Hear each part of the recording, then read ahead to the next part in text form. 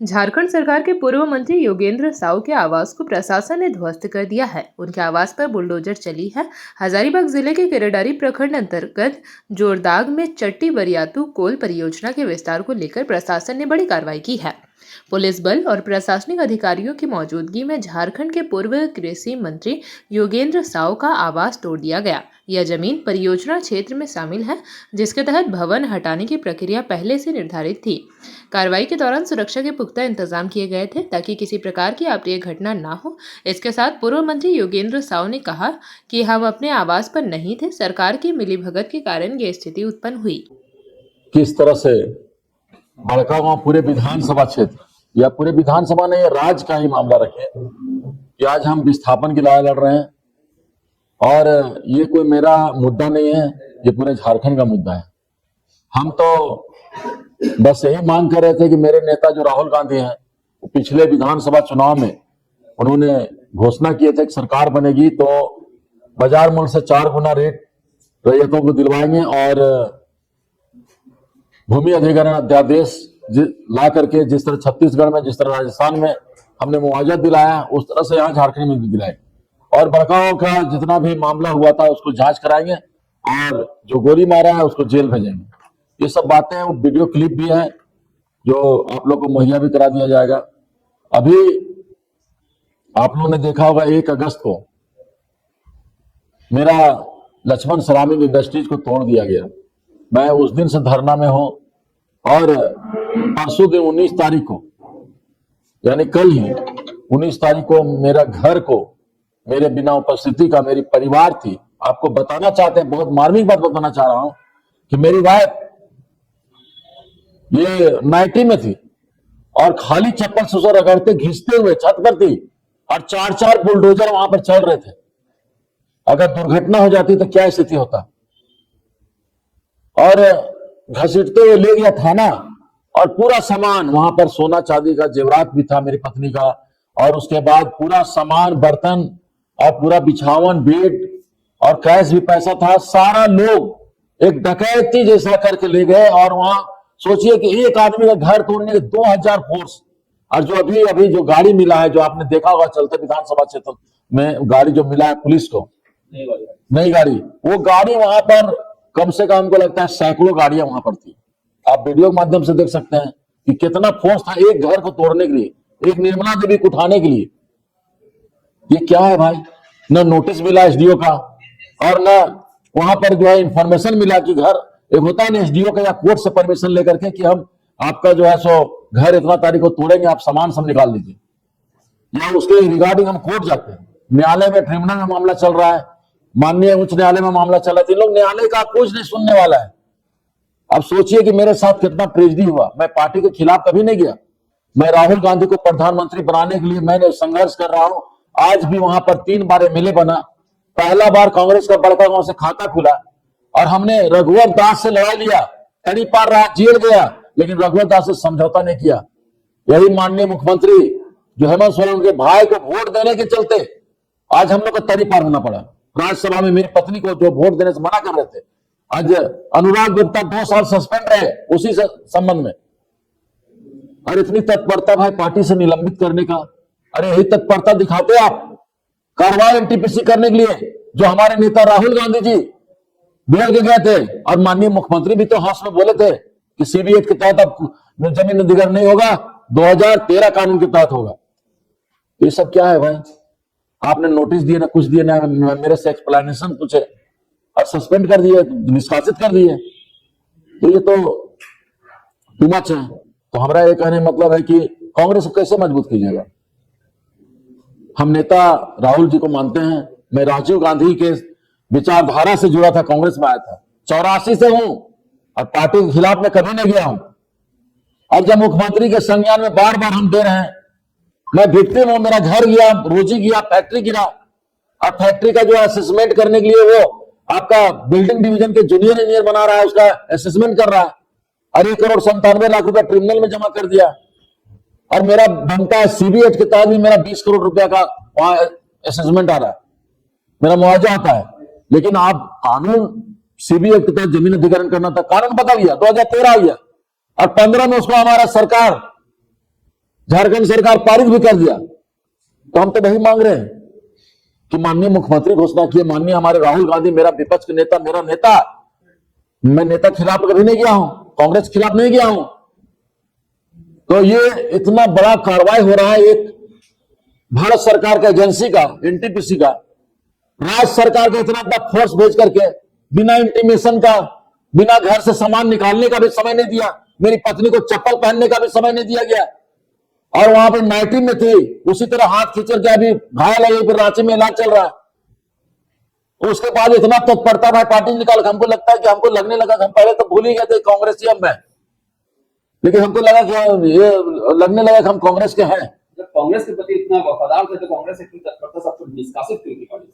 देखिए, यहां पर कांग्रेस को कमजोर करने के लिए कुछ चाटुकार, मैं नाम नहीं बताना चाहता हूं, लेकिन हमारी पार्टी में भी कांग्रेस का किलर लोग हैं जो सरकार का दलाली कर रहे हैं। कुछ अफसर को ट्रांसफर पोस्टिंग को लेकर के, कुछ अपना चलने के लिए, मेरा चले मेरा चले, लेकिन हम नहीं चाहते जोगिंदर साहब पर चले, जोगिंदर साहब का चले, जनता का चले। विस्थापन आयोग का गठन हुआ, उसका क्या हुआ? आप बताइए, विस्थापन आयोग गठन हो गया, क्या हुआ उसका? आपने बोला इतना बड़ा पंचायत में, माननीय मुख्यमंत्री बोले, हाँ मुख्यमंत्री से कोई मेरा व्यक्तिगत दुश्मनी नहीं है, मैं विक्टिम हूं, मेरा घर जा रहा है, जमीन जा रहा है, सारा संपत्ति चला गया, रोजी चला गया, हम सड़क पर आ गए, मेरे पास खोने के लिए क्या है? कुछ नहीं है, मेरे पास खोने के लिए कुछ नहीं है। हम मुख्यमंत्री को उनके संज्ञान में काफी बार दिया, विधानसभा में, हाउस में, जब मैं रहा, मेरी बेटी रही, मेरी वाइफ रही, विस्थापन का मामला हमेशा उठा, विस्थापन आयोग का गठन हुआ, लेकिन जमीन पर कुछ नहीं आ रहा है। अरे भाई, मेरी पार्टी कांग्रेस पार्टी समंदर पार्टी मानते हैं, लेकिन हमको लगता है ये जो लोग हैं, कुछ लोग, वो राहुल गांधी को कभी प्रधानमंत्री नहीं बनने देंगे। लेकिन जोगिंदर साहब का खून में कतरा में कांग्रेस भरा हुआ है।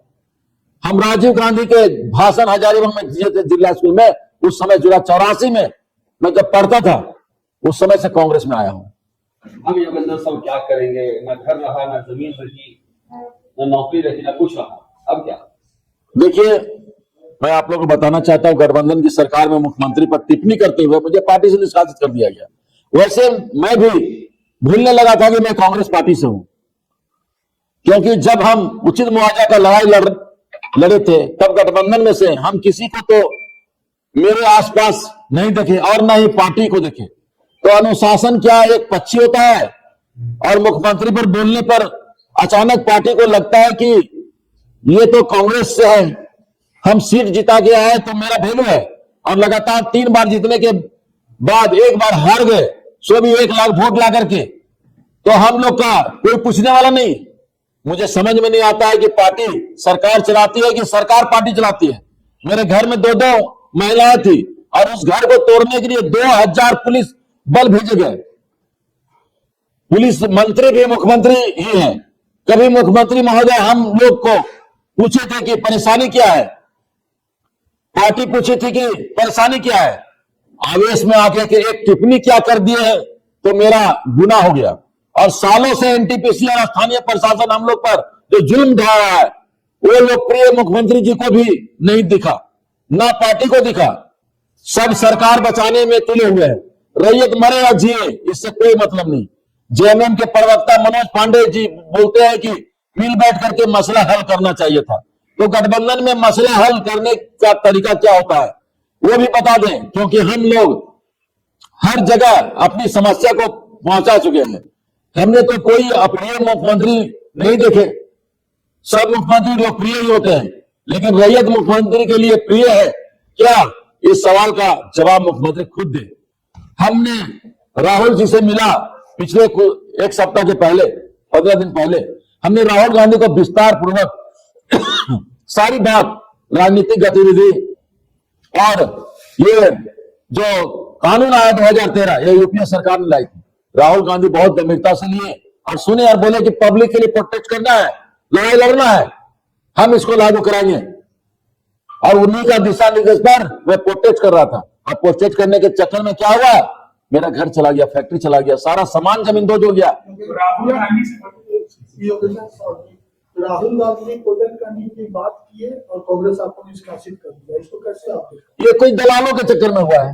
ये दलालों के चक्कर। राहुल गांधी के पास अभी मैसेज नहीं गया है, हम डायरेक्ट राहुल जी से मिलेंगे इस मैटर में। राहुल जी को तो बेवकूफ है, नहीं समझ में आता है, दलाल ही इनको समझा रहे हैं। देखिए राहुल जी का छवि ऐसा है ना कि वो बहुत नीडी है और छल परपट वाला राजनीति नहीं चलता है। छल परपट की राजनीति कभी नहीं किए हो। हम लोग देखते हैं ना, प्रियंका गांधी, राहुल गांधी, राजीव गांधी, इन लोग एसेट थे और एसेट है अभी, लेकिन इनको कुछ अगल बगल जो है, जो दलाल किस्म का है, जो चाटुकारी कर रहे हैं, इनको जगह पर पहुंचने में बड़ा बाधक है। मास लीडर नहीं चाहिए। मतलब राहुल जी और प्रियंका जी को अपना दिमाग नहीं है, जो चाहते नहीं नहीं, गलत बोल रहे हैं। एक चीज बात बताते हैं, नहीं समझ में आता। नहीं नहीं, राहुल जी आज विपक्ष में है। आज मोदी के खिलाफ बोलने वाला कौन है? बोलने का बात है। नहीं, देखिए मोदी के खिलाफ में बोलने वाला कौन है? आप सुनिए ना, एक चीज बताते हैं, मैं सुनिए ना, पार्टी मुझे कितनों निकाल दिया है, लेकिन मेरा कांग्रेस का खून मेरे अंग में है। अच्छा, एक सवाल और है। आप जिन रैयतों के विस्थापन की बात करते रहे हैं, वो भी आपका साथ छोड़ दिया 2024 के चुनाव में, क्यों? कहाँ छोड़े हैं? विधानसभा चुनाव में हरा दिया ना। नहीं नहीं, देखिए विस्थापित आज 94,000 वोट आया है, जो कि जीत और हार का फैसला कर, लेकिन यहाँ हिंदू मुसलमान हो गया। यहाँ पर बहुत सा प्रोपेगेंडा उड़ाया गया, हिंदू मुसलमान करके बीजेपी का चाल जो है वहां पर कामयाब हो गया। अभी का चुनाव में अगर चुनाव हो जाए आज के डेट में 1 लाख वोट से अम्बा प्रसाद जीतेंगे। हार गए ना। देखिए यहाँ तो मंत्री लोग हार गए, अगर हम हार गए तो 3 बार हमने वहां प्रतिनिधित्व किया, 3 बार मेरी पत्नी की विपरीत परिस्थिति। सुनिए, विपरीत परिस्थिति निर्मला देवी चुनाव लड़ती, उस समय मैं जेल में था, 2014 की बात बता रहा हूं, और मोदी का लहर था उस समय, उस लहर में हमारी पत्नी जीती। तो एक पिछले दिनों आप जेल गए, आपके साथ कितने लोग जेल गए जो डिटेन हुए थे? डिटेन किया गया था, उसमें बहुत बड़ा खेम हुआ। अब उसके बारे में बोलेंगे तो लोग बोलेगा जोगिंदर साहब बहुत बोलता है। हमारा कहने का मतलब है कि 7 आदमी को हम लोग को ले गया धरना स्थल से, कोई हम लोग क्राइम नहीं किए थे, फंडामेंटल राइट था, उसके तहत धरना प्रदर्शन दे रहे थे।